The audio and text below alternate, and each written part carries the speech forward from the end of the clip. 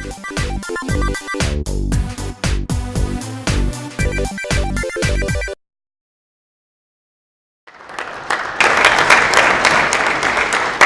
believe that every worker, no matter how great their high school program is going to need a year or a certificate program, something at the post-secondary level. And the better we can bridge that while we have them as a captive audience, when they love coming to your classes in high school, the better we can get that to happen. I think that we're looking at creating a core competency model for the transportation trades. Wherever you're from. You know, I laughed, I met with people from Illinois a few weeks ago, and they say they have an inland port in their county. Somebody from Illinois is here, I just heard that.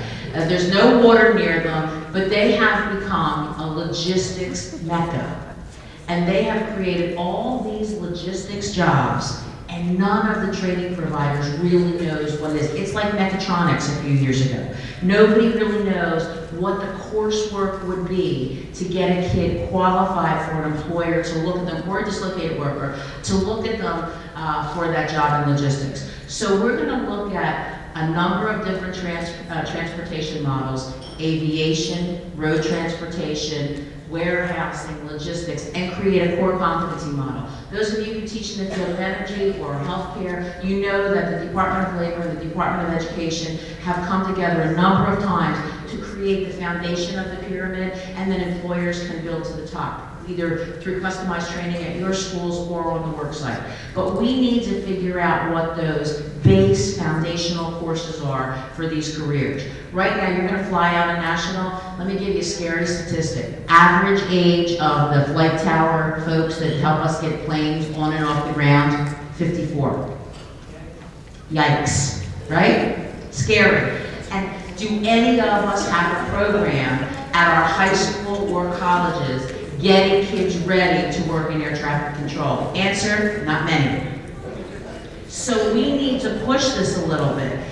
Let me tell you, last week when I checked, another area where we're very weak, and transportation model won't really cover this, but we'll be doing a second round at this. Last week when I looked, there were 86,000 jobs in cybersecurity. Most of us, when we hear the word hacker, run. Turn our computer and cell phone off, right? But the bottom line is the kids that you teach love doing that stuff. They love gaming, they love simulation, they love all this stuff. We've got to create some programs that get them ready, because the biggest experts in cybersecurity were on a task force for Secretary Napolitano last year. And in December, go to DHS's website and you can see it. They sent the Secretary a report that said, we don't just need college graduates in this profession anymore.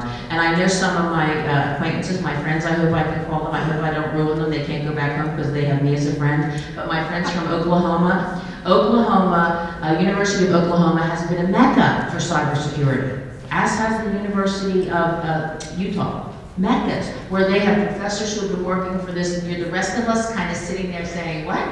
Cyber what?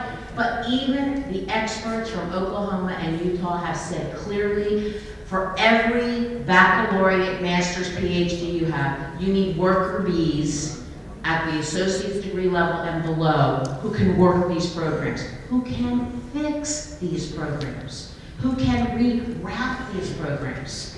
That's you.